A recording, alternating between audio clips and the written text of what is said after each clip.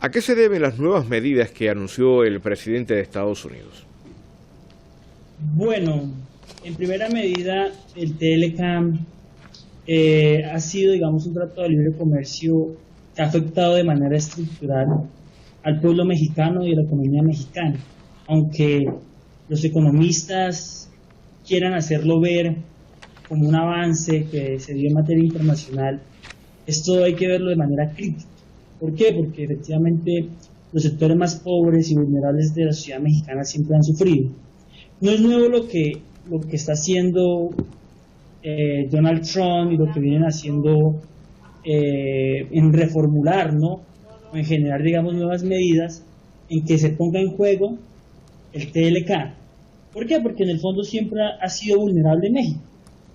Primera crisis, la crisis del maíz y la soberanía alimentaria. Se genera una dependencia, la sociedad mexicana empieza a decaer, se aumenta los alimentos, de una u otra manera también eso se ve reflejado en la calidad de vida de los mexicanos, que de una u otra manera siempre está para atrás. Segundo, Estados Unidos y sobre todo las élites empresariales han hecho que este tratado de libre comercio los favorezca a ellos y siempre empeorar las condiciones laborales de las clases trabajadoras. Entonces, en primera medida, este asunto tiene que verse de manera estratégica. ¿Por qué? Porque estas medidas favorecen de una u otra manera a Estados Unidos y desfavorecen lo que ya han sido desfavorecido del gobierno mexicano. En segunda parte, ¿qué implica que Estados Unidos y Canadá entren en este juego de renegociación? Pues partamos del primer punto. Ponen en desventaja pues el gobierno mexicano. Como bien se sabe, el gobierno mexicano enfrenta varias crisis, entre ellas una crisis de representatividad, una crisis de garantizar las mínimas condiciones y los derechos laborales, económicos y la soberanía a su sociedad civil. Segundo, pues Estados Unidos no pierde su poder, aunque cada vez se encuentra en crisis, y siempre utiliza a México como una periferia económica. De una u otra manera también esto se ha afectado por la privatización del agua, la privatización del petróleo, las reformas estructurales que hubo en el sexenio de Peña Nieto, y eso también creo que de una u otra manera se articula con la renegociación del TLCAN.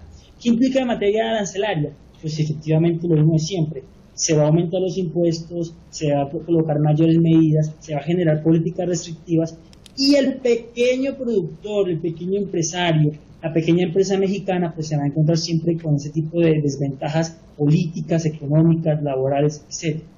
¿Qué podríamos dejar claro para los televidentes? Es lo siguiente: Estados Unidos se mantiene en su política de expansionismo económico y a través de esa política quiere pasar por encima de los derechos y de la soberanía que tienen los demás estados.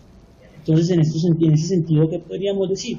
Que el conflicto aumenta, el mayor enemigo que se está generando es ellos mismos, pero también que el pueblo mexicano, el Estado mexicano va a encontrarse y se va a ampliar la crisis que estamos sufriendo en estos momentos. Bien se puede comprobar con el gran fenómeno que se dio del gasolinazo. Pudo haber visto muchos gasolinazos que obviamente prometió que no iba a hacer aumentos, pero eso se dio. Y segundo, ¿no? La renegociación implica precisamente una desventaja estructural para México. Y el pueblo mexicano creo que ha soportado y ha podido sobrevivir a toda esta serie de reformas económicas y acuerdos internacionales, pero que una u otra vez los pone en desventaja y que genera mayor desigualdad social, económica, que se ve y se refleja en el diario vivir de los mexicanos. José Javier, para ir resumiendo, si en el caso de que se hagan efectivas estas medidas arancelarias por parte de Estados Unidos, podríamos hablar de alguna parte ganadora del conflicto.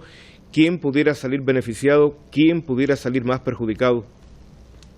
Bueno, yo no pondría mucho una figura ganadora, porque en el fondo siempre va a haber un desequilibrio. Efectivamente, el ganador, si lo vemos así, va a ser Estados Unidos y Canadá. Eso no tiene mayor lógica. Y no es para nadie. O sea, se sabe que desde que se firmó el TLCAN, México se vino una crisis estructural. El maíz mexicano es un producto de economía básica, de necesidad básica, de la canasta familiar, se encareció. Y entonces era más económico comprar maíz proveniente de los Estados Unidos. Y ni hablar de los demás productos. Entonces se generan mayores importaciones que desfavorecen la economía nacional mexicana y las exportaciones comienzan a decaer. Entonces, si hablamos de una figura ganadora de esto, pues es Estados Unidos. ¿Qué implica? Pues que Estados Unidos está poniendo una renegociación para favorecer sus élites empresariales. Ese es el punto. ¿Qué actores hay ahí? ¿Qué sectores hay ahí? ¿Qué grupos económicos son los que se están refavoreciendo?